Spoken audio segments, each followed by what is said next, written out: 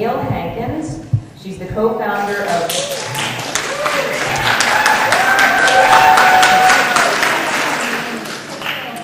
Okay, Camille's popular. Camille Hankins is co-founder of Win Animal Rights, a group of hardcore, grassroots, direct action campaigners dedicated to bringing an end to the brutality and killing at Huntington Life Sciences. You go, girl! And ultimately to total animal liberation. With almost 20 years of sales, marketing, and management expertise, Camille specializes in using her knowledge base to capitalize on critical weaknesses of animal exploitation businesses. In addition to her role with Win Animal Rights, Camille acts as a press officer for the North American Animal Liberation Press Office and annually serves as an exhibit coordinator for this very conference. Please welcome Camille.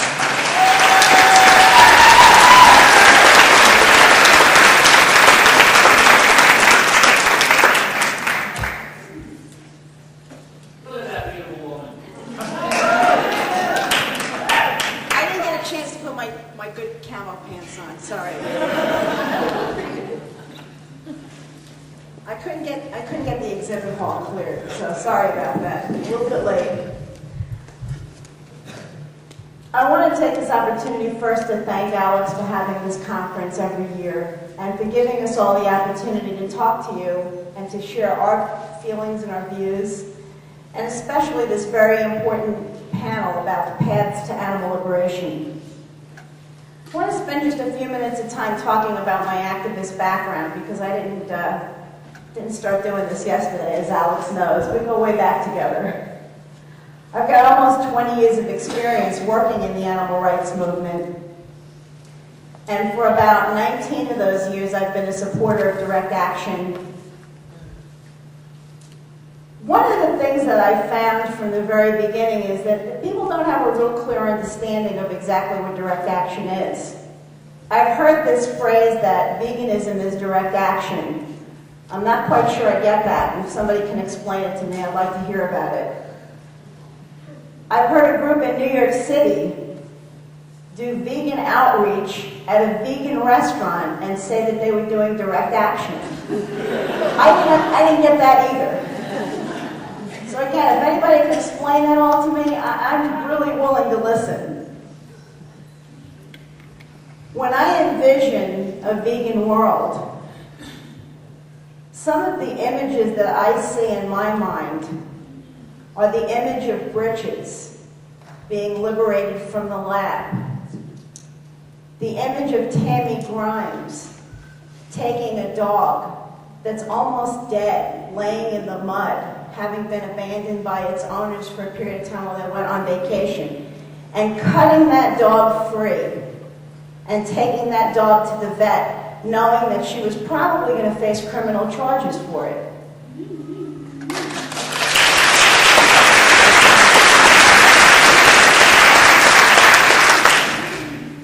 When I think of a perfect vegan world, I think of Alex Hershaft sitting in front of a truck that's getting ready to take pigs to slaughter. And he did that. This, to me, is what a perfect vegan world is. The perfect vegan world is when you stand between the animals and those that would kill, exploit, and abuse them, and you stop that killing, that exploitation, and that abuse.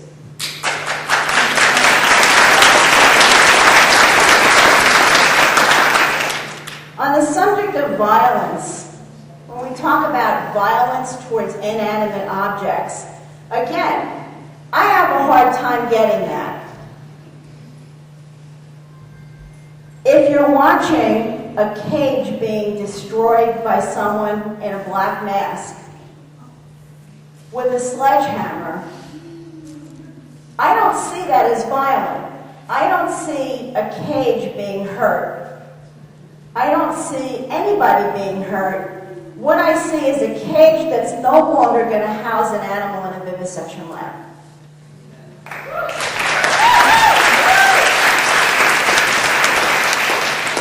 When I look at someone who's done an open rescue, and gotten really great publicity, and then faces criminal charges and may go to jail for a year to 2 years, I think, gee, what a shame that that person is going to be in jail and is not going to be doing more rescues.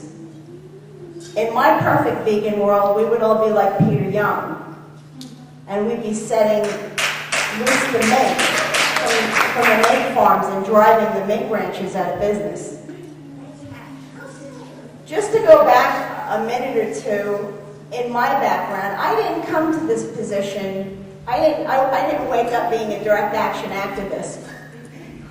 I went through the whole process of starting my activism by giving donations to groups like Cleveland Amory's Fund for Animals, which was an awesome group. Then I graduated and escalated my activism to the level of writing letters and campaigning by making telephone calls. And at each level, I felt satisfied that I was doing something good for the animals. But you know what?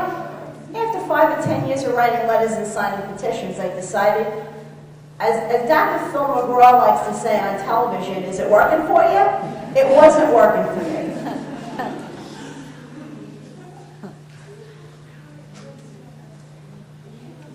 So at each level of my activism, I found new tactics and strategies that worked, that I thought worked. So at each level, I stepped up my activism to the next level. At one point, I became very, very frustrated in my animal rights activism. Actually, took a little bit of time off. It was a good thing. Got my head clear. I came back to Alex's conference, and I call it Alex's conference in a very loving way, because we all know it's Alex's conference. But I came back to this conference, and I met a group of campaigners headed up by Kevin Jonas. And those young people brought me back into the movement.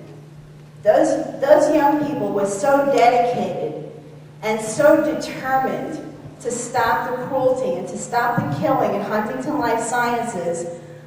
I passed by their table in the exhibit hall, and someone stopped me and said, "Have you seen this video yet?" And I said, "No, but I'm going to a thing, and I got people to meet in the bar." No, you have to stay and watch this video. And this went on. They would not let me leave. The thing about it is, after I saw the video, I wanted to stay and work at the table. So when I went back to New York, I hooked up with the people that I had met here at the conference and got involved in the campaign that you all know as the Shack campaign. I worked as a volunteer. I tabled. I didn't break anything. I didn't throw anything. I didn't put paint on anything. All I did was get people to sign petitions. I did educational outreach. And I can tell you, on the streets of New York City, the Shack campaign is very well admired and respected because there has been a lot of educational effort. So I would never deny the fact that education is a good thing. Outreach is a good thing. We need all of these tools. This is all the tools in the tool chest. We have a massive responsibility and a massive job. And in order to do that, we need to use everything that we have, everything in the tool chest. So I do believe that we need education. I do believe we need open rescue. I do believe that we need good media. I do believe that we need to have our activists respected.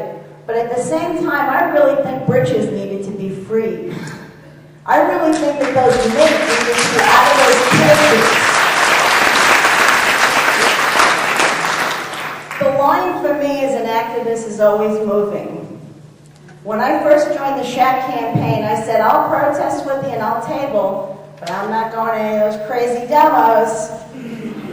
Now, I do demos, I do home demos.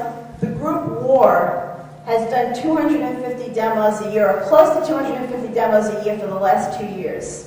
90% of those demos were on the Huntington Life Sciences campaign, which has been tremendously effective.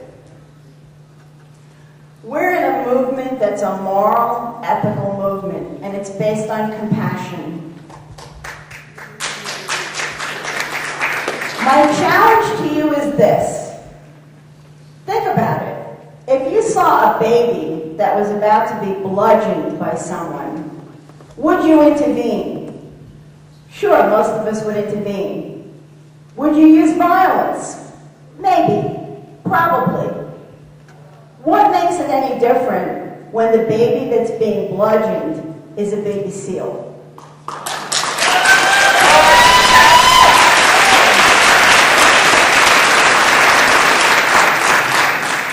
If you had the opportunity to stop that baby seal from being bludgeoned, I hope each and every one of you would rise to the occasion and do the right thing, the moral thing, the ethical thing, and that's to stop that baby from being bludgeoned to death.